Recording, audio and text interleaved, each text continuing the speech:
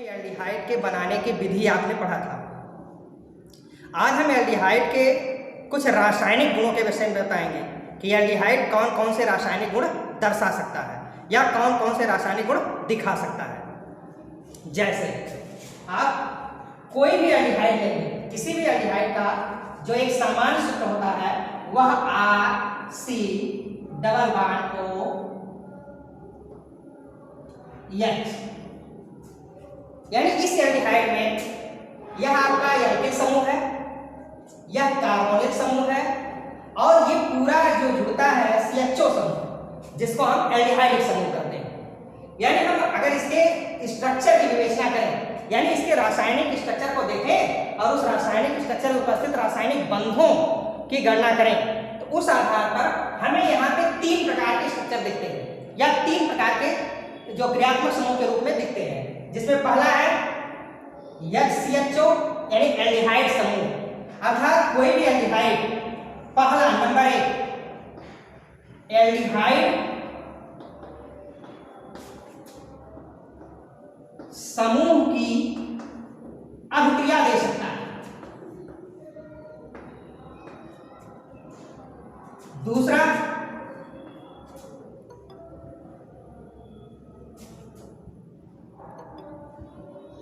दूसरी चीज इसमें देखें, जैसे CO समूह भी है, यानी कार्बोनिल समूह की अभिक्रिया, अर्थात हम कह सकते हैं कि यह कार्बोनिल समूह की अभिक्रिया। तो जो आपकी ये कार्बोनिल समूह की अभिक्रिया है, यह अभिक्रिया एल्डिहाइडिक समूह की अभिक्रिया के समान होती है। चाहे आप एल्डिहाइडिक समूह में ले, चूंकि है एल्डिहाइडिक समूह इसी कार्बोनिल समूह का ही अंश है, तो ये दोनों अभिक्रियाएं सेम चलती हैं। तीसरा है एल्किल समूह की अभिक्रिया।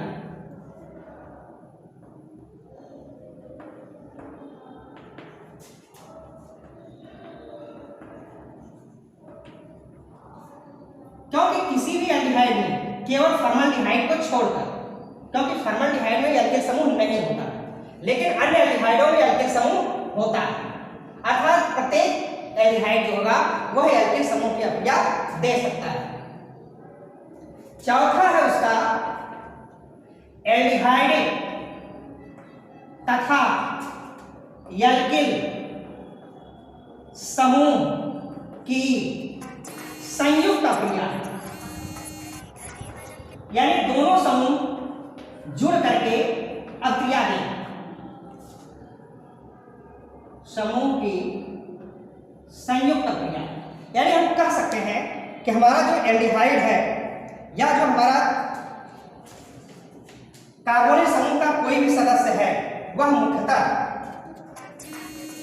कार्बोनिल समूह की अभिक्रिया, दूसरा एल्किल समूह की अभिक्रिया, तीसरा कार्बोनिल और एल्किल दोनों की संयुक्त अभिक्रिया। इसमें हमारा कार्बोनिल भी है और एल्किल समूह की अभिक्रिया, तो ये दोनों सेम होते हैं लेकिन ये भिन्न भिन्न होते हैं। जिसके आधार पे पहली अभिक्रिया हम ध्यान से देखेंगे कि कोई भी कार्बोनिल समूह जो अभिक्रिया देता है वो कैसे देता है। तो कोई भी कार्बोनिल समूह में अगर हम देखें ध्यान से, तो उसमें C डबल बॉन्ड O है, यानी इसमें एक सिग्मा बंध है, एक पाई बंध है।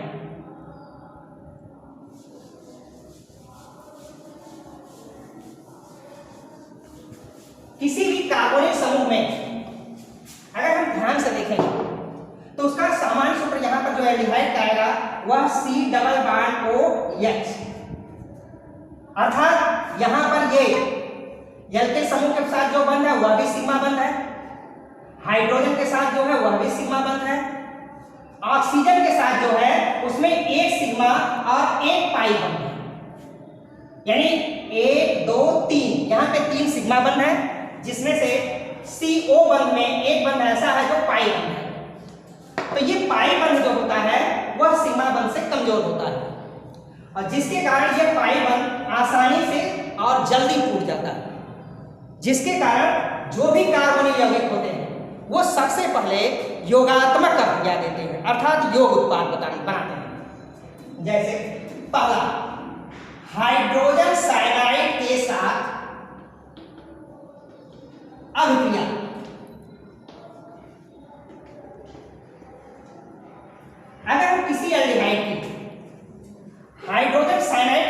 अभिक्रिया कराए तो वह कार्बोनिल समूह की अभिक्रिया होती है, यानी एल्डिहाइडिक समूह की अभिक्रिया होगी। और वह एल्डिहाइडिक समूह की अभिक्रिया एक योगात्मक अभिक्रिया होगी। उसमें सबसे पहले एक योग उत्पाद बनता है, जैसे C डबल बॉन्ड O। यह एक कार्बोनिल यौगिक है। इस कार्बोनिल यौगिक में जब हम हाइड्रोजन साइनाइड का योग कराते हैं तो सबसे पहले बंध हमारा CO बंध टूटता है और यहाँ पर HCl बंध टूटता है। जो CO बंध होता है वह ऑक्सीजन की तरफ टूटता है और सबसे पहले हम पाई बंध को तोड़ते हैं, यानी पाई बंध भी टूट जाता है, जिसके कारण ये ऑक्सीजन इलेक्ट्रॉन को लेकर के पार्शियली माइनस चार्ज में आ जाता है, कार्बन जो हमारा पार्शियली पॉजिटिव चार्ज में आ जाएगा। सेम उसी तरह से हाइड्रोजन साइनाइड है, तो ये हाइड्रोजन बंध जो है इस कार्बन की दिशा में टूटता है, ये जो होता है पार्शियली माइनस चार्ज में आता है और हाइड्रोजन पार्शियली पॉजिटिव, यानी यहाँ पर हाइड्रोजन जो है प्रोटॉन के रूप में काम करने लगता है।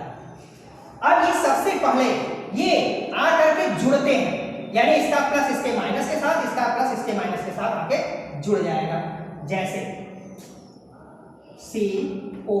अब एक बंध टूट गया, जोड़ देंगे कार्बन के साथ, क्योंकि कार्बन यहाँ पे पॉजिटिवली चार्ज में है तो साइनाइड यानी यह C आके यहाँ पे जुड़ता है, तो यहाँ पे CN हो गया।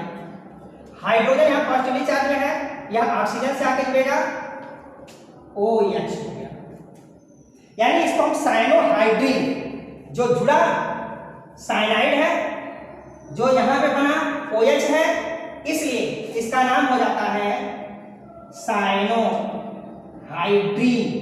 यानी जिस यौगिक का यह बना हुआ उसी का यह साइनोहाइड्रिन के नाम से जाना जाएगा।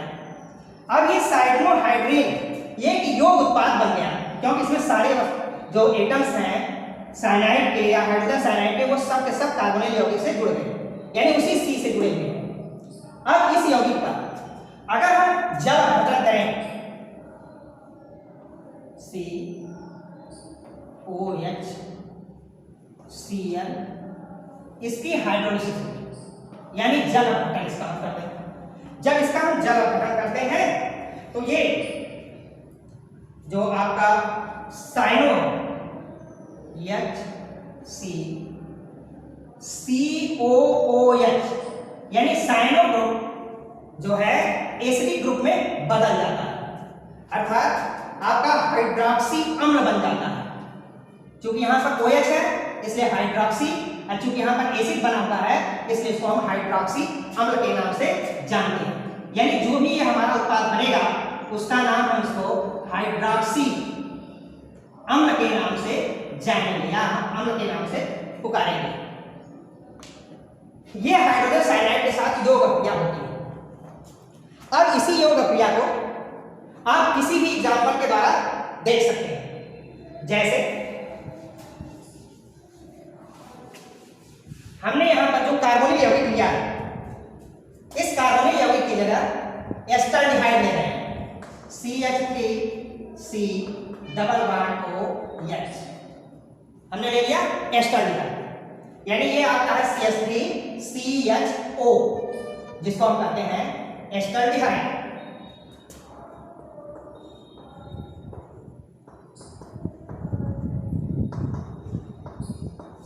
अब इस एस्टरडिहाइड को अगर हम ध्यान से देखें तो इसमें हमें एल्किल समूह भी दिखेगा, कार्बोनिल समूह भी दिखेगा और एल्किल समूह तथा कार्बोनिल दोनों दिखेगा।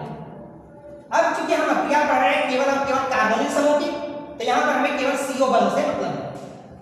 इसकी हाइड्रोजन साइनाइड से योग करा देंगे, सेम ऐसे ही सेम उत्पाद बनेंगे। सबसे पहले CH3CH, अब इसी कार्बन के साथ जैसे यहां पर देखिए इसी कार्बन के साथ CN जुड़ा हुआ है, तो यहां पर भी इसी कार्बन से CN जुड़ जाएगा। ऑक्सीजन है, इसी ऑक्सीजन से हाइड्रोजन जुड़ा हुआ है तो हाइड्रोजन भी जुड़ जाएगा। यानी जो ये साइनोहाइड्रिन बना तो इसे हम कहेंगे क्योंकि यह एस्टरडिहाइड से बना हुआ है तो इसका नाम हो जाएगा एस्टरडिहाइड साइनोहाइड्रिन। मतलब जिस एल्डिहाइड से बनता है उसी एल्डिहाइड के आधार पर नाम रखा जाता है, एसिटल्डिहाइड साइनोहाइड्रिन।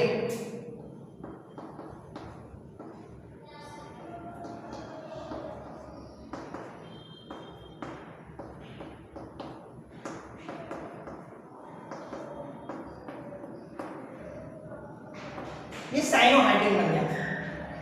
अब इस साइनोहाइड्रिन का भी हम जल अपघटन कर दें,